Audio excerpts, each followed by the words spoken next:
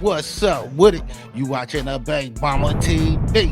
And yeah, we about to check out this video from the YouTube channel Hood TV. And man, it's a crazy one for real, man. The title is Busta Rhymes Trans Girlfriend Exposed What He Did for Diddy.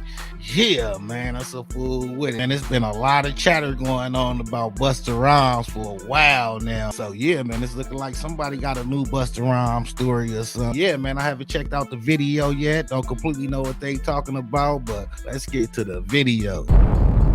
Have to be. I've heard Sean Combs is in that from people who used to work in his company. So I'm assuming I'm not sexually Sean Combs. I've not spoken to Sean Combs. But based on those sources, I've heard he's in that. That's why I don't be going to them puppy parties. You from the front and the back at the same time?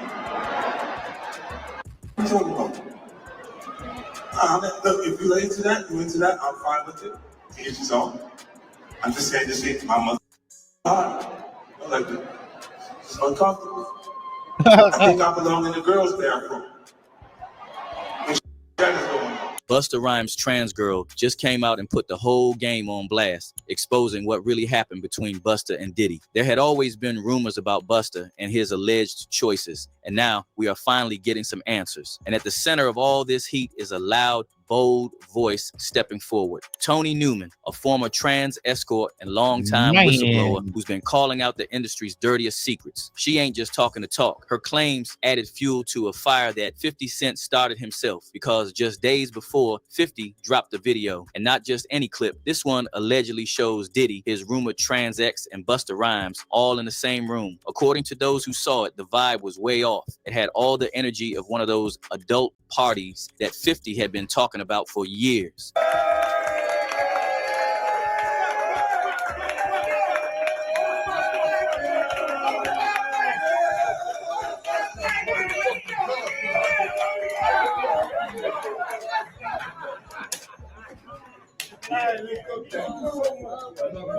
And the streets are claiming 50 got way more heat on standby, like he just gave folks a taste. For years, 50 made jokes about those parties, throwing shade at the fruity vibes and making jabs about strange invitations from Diddy. And now, with everything that has come out, it's looking like those jokes had truth laced in between the punchlines. He says things, he doesn't even know what he's saying is like fruity.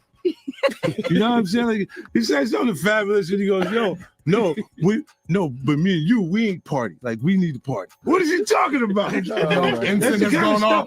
When people say that to me, I get a little uncomfortable.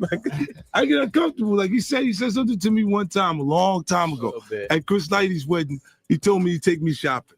I looked at him like, what'd you just say? Let me move, man, before I do something. You're gonna make me mess up the wedding. Man. Oh, that's a nice gesture. Let me get out of take me. That's what a guy says to a girl. That's why I don't be going. Yeah, man, I ain't gonna lie. We know exactly why Diddy targeted 50 baby mama and did whatever he did with her, man, for real. We know Diddy don't like people talking about him. I'm pretty sure he feels some kind of way about 50, like for real though. Little puppy parties. You from the front and the back at the same time? What you talking about? Look, if you into that, I'm fine with it. To each his own. I'm just saying this ain't my mother. I like it. It's uncomfortable. I think I belong in the girls' bathroom. And Busta Rhymes. Man, I ain't gonna lie, I feel him on that though. That's just uncomfortable. You know what I'm saying? For real though. Like, I really don't have no problem with people preferences and stuff like that, you know what I'm saying? But I don't want to be around it though, you know what I'm saying? Like in the same room with it. No, I don't have no problem with what people do, but I ain't trying to hang around it though, you feel me? Name is front and center in all these rumors. Busta's always been seen as somewhat outside the mess, but according to the leaks and insiders, Busta wasn't just in the room, he allegedly played host. Some, like Tony Newman, were even the first to claim he was helping bring people in, and not just anybody, not bottle girls, not Instagram models, but young fanboys. Have to be. I've heard Sean Combs is in that from people who used to work in his company. So I'm assuming I'm not sexually Sean Combs. I've not spoken to Sean Combs. But based on those sources, I've heard he's in that. Some sources even claim he was passing them along, allegedly selecting them for Diddy, entertaining them in his own space before sending them over. I know it's wild, but when you stack this claim next to what industry insiders like Big Homie CC have said, it all starts adding up. According to CC, who's been around industry events, VIP lounges, and high-profile circles for years, Busta had a particular request in clubs, and it wasn't about champagne or dancers. It was allegedly about young men, handpicked, sometimes brought to his section, sometimes passed on to others. Bro, like, it was a lot of females in there who stand up when they use the bathroom. You see what I'm saying?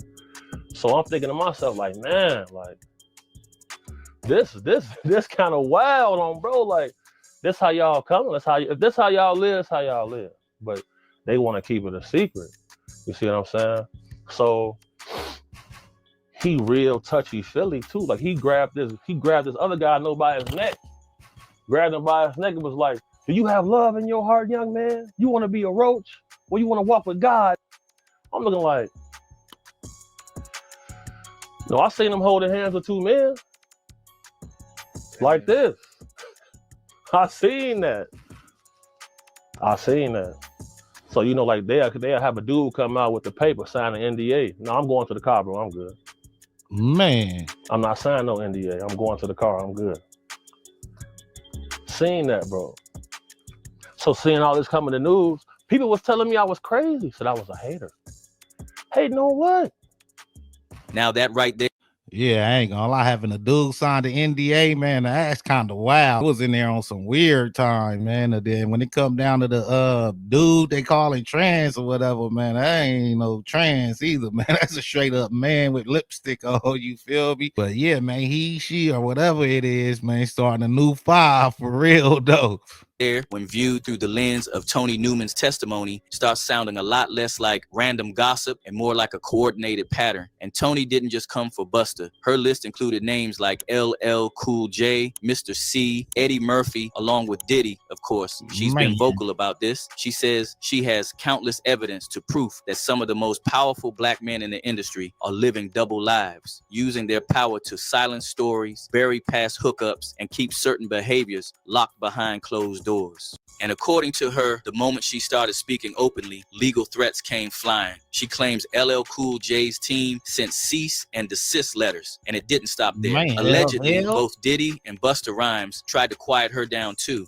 In my book, the memoir I Rise, published in April 2011, and some of those that I have spoke publicly on is LL Cool J.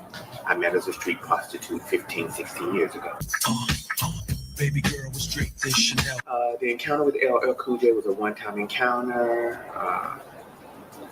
I serviced LL Cool J. I knew it was LL Cool J, and he knew, in fact, I was transgender. Never spoke again. We didn't text, email, call. We didn't exchange any numbers or contact information. I never saw him again. I saw Eddie Murphy 15, 16 years ago pick up friends of mine on that street block in New York City. Hey, boy, you look like cute in them jeans.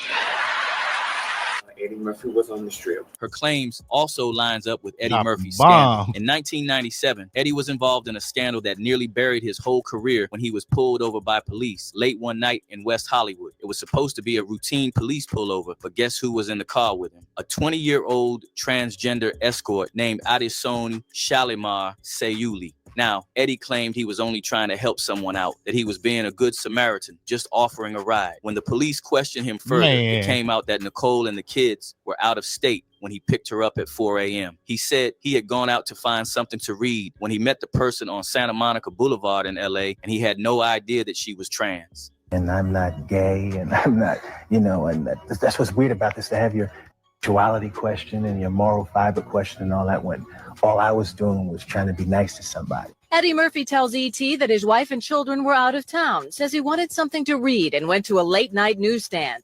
He stopped here and picked up the suspected transsexual at 4:45 in the morning. Man. He says he thought he was aiding a distraught woman. Looks like a pretty Hawaiian girl in the corner crying. It looks like she was crying. She goes, oh, Eddie Murphy. She noticed him at the light. She recognized Eddie Murphy. Oh, my God. So I go, what are you doing? Why are you out here working the streets so late? She goes, oh, I'm on my way home. Can you give me a ride home? It gets even darker. Man, I ain't gonna lie, that story don't make no sense, man. I wanted something to read, so I went out at 4 o'clock in the morning. You know what I'm saying? That don't make no sense. You must like to read a lot. But yeah, that happened all the way in 1997. That's kind of crazy. But I do kind of remember him disappearing after that. Yeah, Eddie Murphy had a long break. Thinking maybe he think people forgot us up. But yeah, man, that story don't add up though, for real though.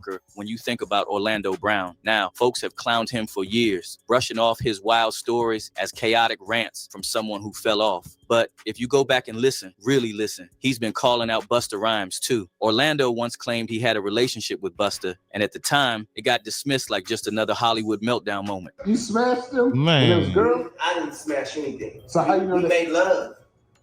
We made love. That's Who you made love with? Diddy, Bow Wow, Busta Rhymes. You just told me you see Busta in the airport too. That motherfucker try to act like he didn't know you. You smashed Drake? No, I never smashed. Oh, you made love to Drake. But now, folks online are saying that Orlando may have been one of the fanboys allegedly passed around, used, and discarded. That's a chilling image, especially when you consider how Busta Rhymes has carried himself publicly. He often gets borderline aggressive when anything related to sexuality comes up. Go back to 2006. He was accused of throwing out a homophobic slur at a male fan in a bar. Just 1 year later, he walked out of a radio interview the moment someone brought up homophobia in hip-hop, not even debating, just dipped. And at the time, folks said he was just uncomfortable with the topic. But now people are asking that if someone's this pressed about a question, what are they really running from? It's not just the interviews either. That dinner party footage with Diddy, Coi Leray, and Busta, yeah, that one had folks rewinding every interaction. In the video, Diddy stands near Coi while Busta smirks from across the table. Then Busta hits Diddy with a little shoulder tap, a subtle go ahead, big bro type of gesture. Coi's face, not smiling, not vibing, looking very uncomfortable. The internet ate it up.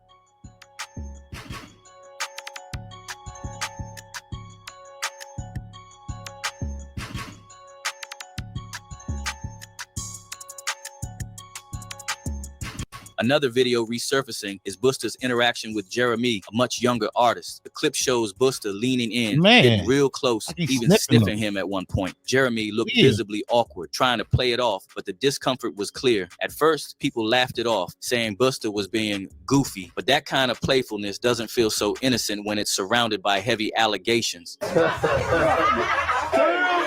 Man. He's pulling a bunch of money down. Watch the rest of the show. Okay. Where you going? I'm flat there. You see me? Nigga, you going to walk to the money with this fly. Let's go. I ain't gonna lie, man. That's super weird, man. And you looked them up and down, though. Like, man, what's up with that, though, man? For real, though, man. Yeah, man, that was an awkward situation, for real, though. And right now, Busta's nowhere to be found. While Diddy's legal mess is splashed all over the media and 50's documentary teases keep going viral, Busta's gone ghost. No interviews, no responses, not even a tweet. According to people close to him, he's laying low to stay out of the mess. Meanwhile, 50 Cent is milking the moment, trolling hard, posting memes, clowning folks, hyping up the documentary titled Diddy Do It. And get this, he already sold the rights to Netflix, meaning this is way bigger than jokes. He's building something that's about to crack the whole industry open. According to insiders, 50 may even have footage, real, unreleased footage from those parties. And if he's sitting on that, it explains why some names are suddenly very quiet. And here's what's extra twisted. Remember the footage of Diddy roughing Cassie in the hotel hallway? That tape didn't even drop publicly until years later. And reports say Diddy paid hotel staff $50,000 to keep it buried. So if that was just one incident that slipped out, what else is buried? What else have they paid to keep quiet? One user even said, some of us knew about Busta for a long time. His muscles weren't to attract females, but males. Another added, I swear the more manly they act, the more you know something is up. Busta though. So what's your take on this? Drop your thoughts below. Yeah, man, that's a fool with it, man. He, she, or whatever, man, definitely came and shook up the industry right now, man. The crazy part is, too, naming names, though. You know what I'm saying? Man, it's definitely looking like they got some secrets, man, and it's looking like some of them, they just came out. But yeah, man, I definitely can see why Diddy targeted 50 baby mama, though, man. You know what I'm saying? Because 50 been on his head, man. So yeah, I guess him getting with 50 baby mama was payback, man. These dudes got some kind of war going on or something. Yeah, man, I don't know about that documentary or if it's gonna come out, because if he got too many big names in there, man, 50 might be in danger. You feel me? For real though. But yeah, let me know what y'all think about this in the comments. Like, share, and subscribe. You watching a Big Mama TV. Thanks for watching. Thanks for supporting. Until next time. All right.